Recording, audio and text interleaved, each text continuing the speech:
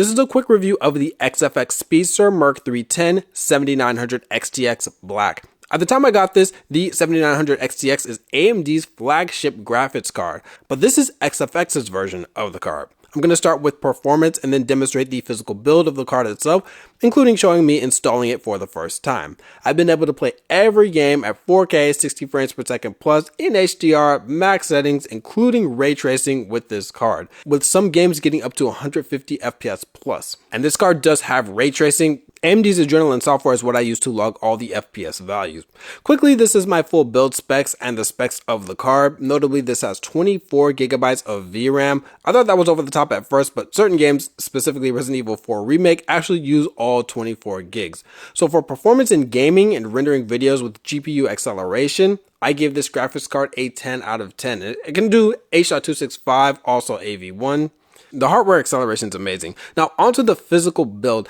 XFX made this card massive. It's 13.5 inches long and it has a Z support bar included in the box. This stops the GPU from sagging, but it also adds to the length, making it 15 inches long in total. The case I'm using is the Corsair 4000D. It's an incredible case, but with the Z support bar, it actually makes the card too large to fit in all three fans on the front. It makes it about 15 inches long, so I actually had to take one out, the middle one. So that's probably the only potential downside of this card. With the Z support bar, it's just too big for a lot of cases, or in this case, it fits, but at the cost of some airflow. Thermals wise, this maxes out at 72 degrees Celsius when under load, 86 degrees Celsius hotspot temperature. That's all my own recordings.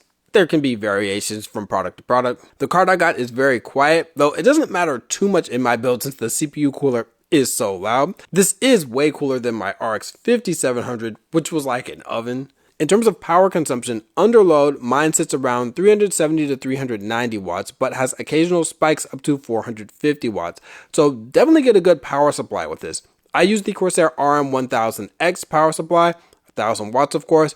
Overall, I'm extremely happy with XFX's version of the 7900 XTX. The card performs fantastically even in the most demanding games out, and I highly recommend it. Just double check the dimensions of your case.